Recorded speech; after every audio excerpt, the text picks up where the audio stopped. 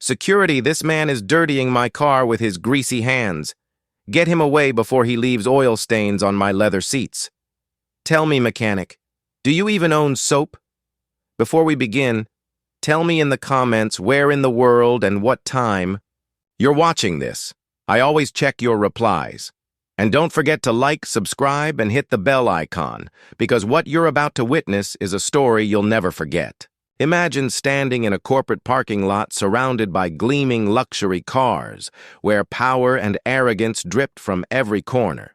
That's where Jamal, a humble but brilliant black mechanic, found himself on a scorching afternoon.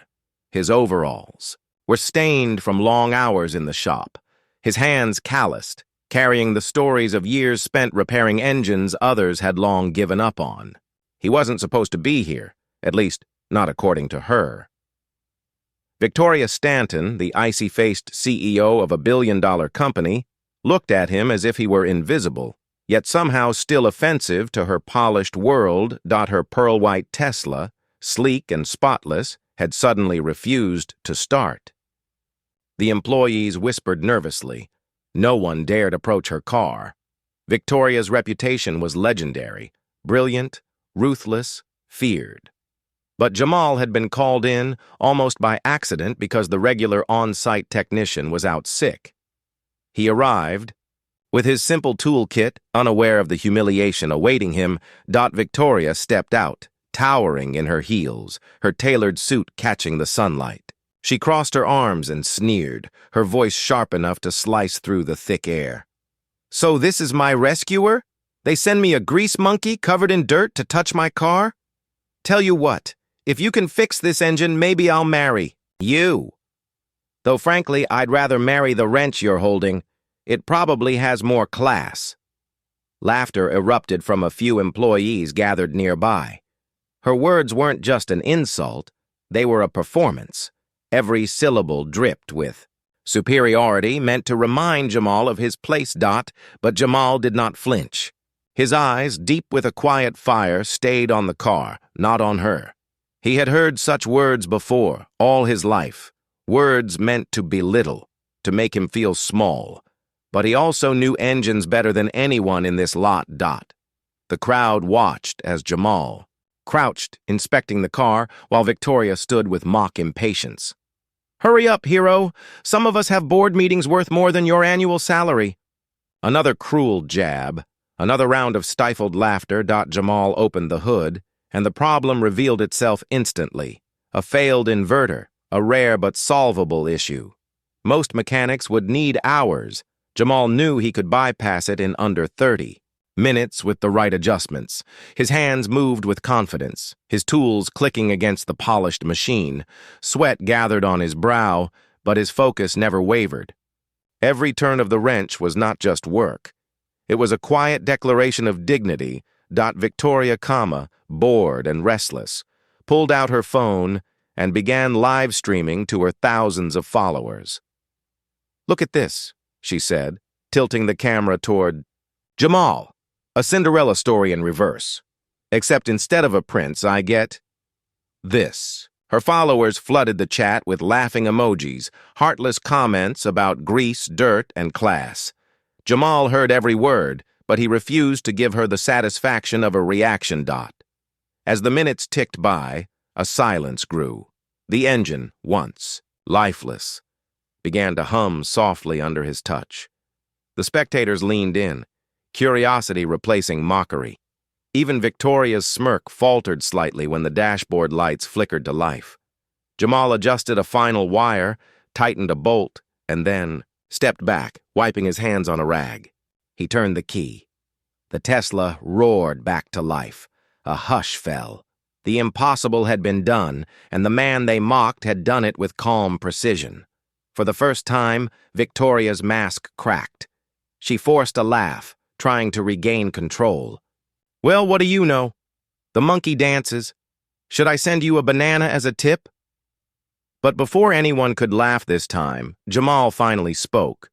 His voice was steady, calm, yet carried the weight of every humiliation he'd endured.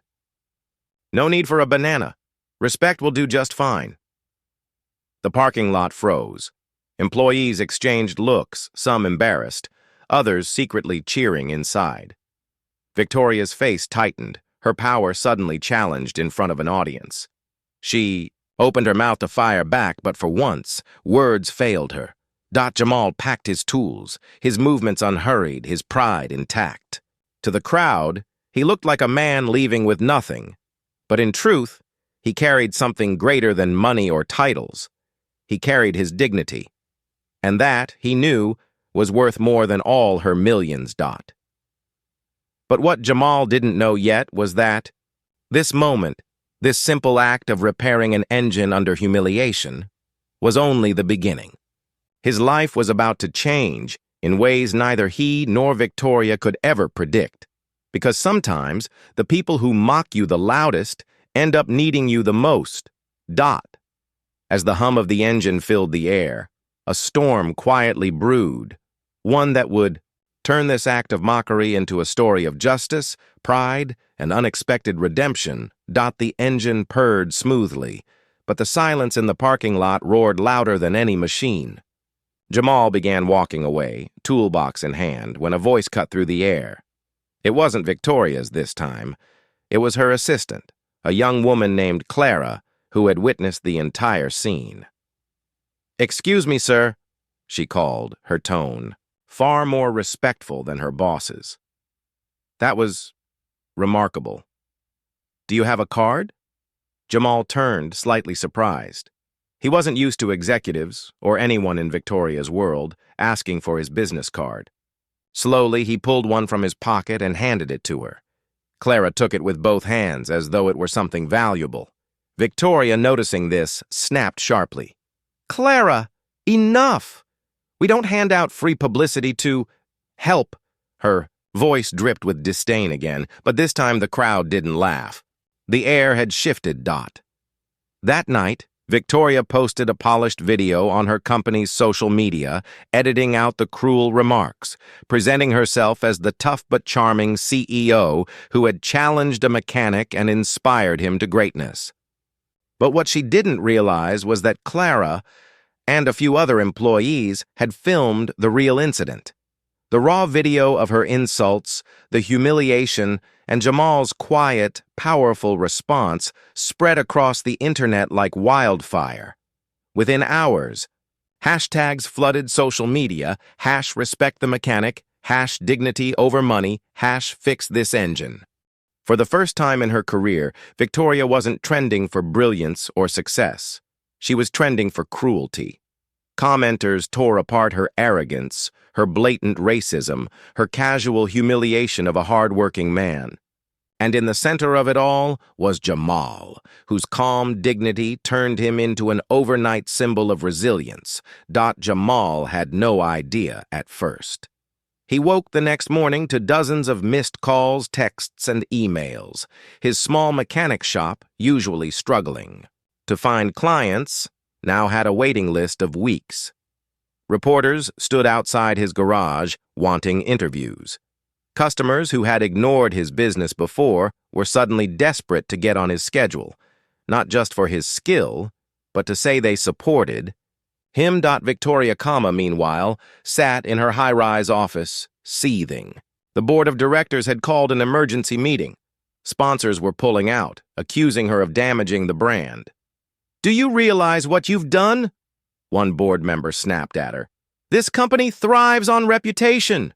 And right, now yours is poison." But Victoria wasn't the kind to admit defeat.